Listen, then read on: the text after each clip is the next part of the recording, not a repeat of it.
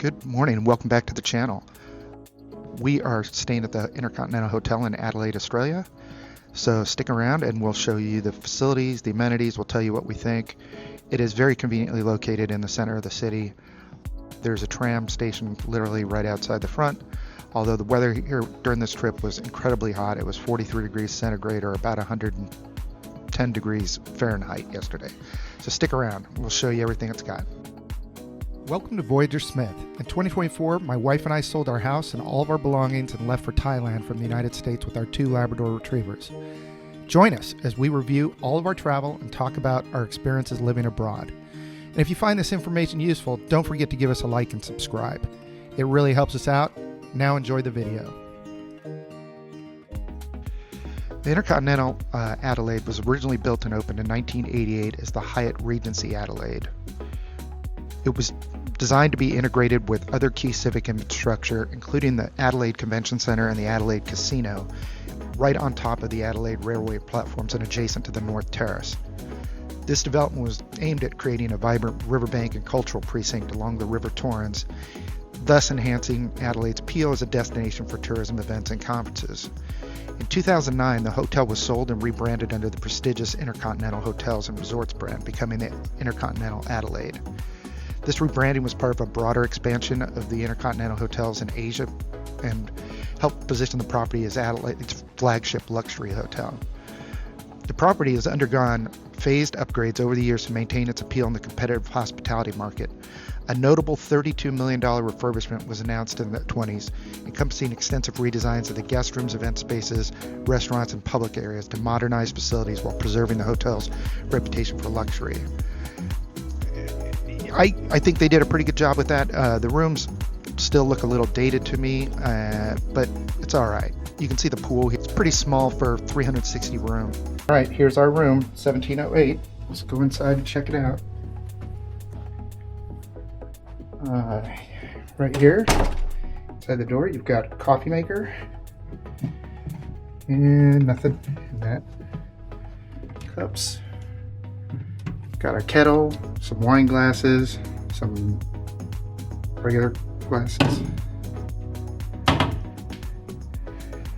Closet. Then you've got the bathroom. See? And you've got sewing kit, vanity kit, shower cap, nail file, Byredo amenities,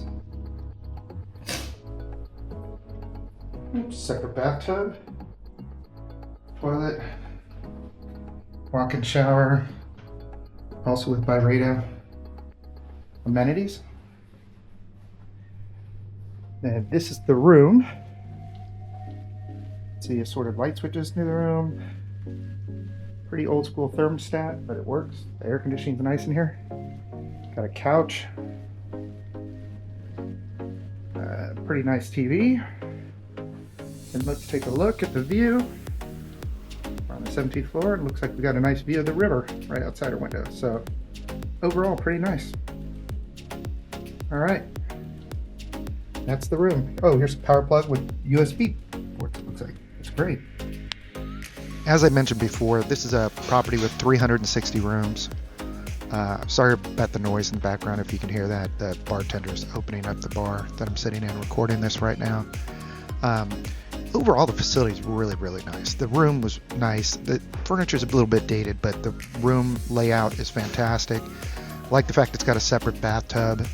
The breakfast buffet, it was decent. It's, you know, I think I gave it an 8 out of 10. You'll see the scorecard at the end, but pretty much only had Western food. It didn't have like a bunch of different foods like some of the other hotels that we've reviewed higher in the past. But overall, it's nice. Have a look yourself.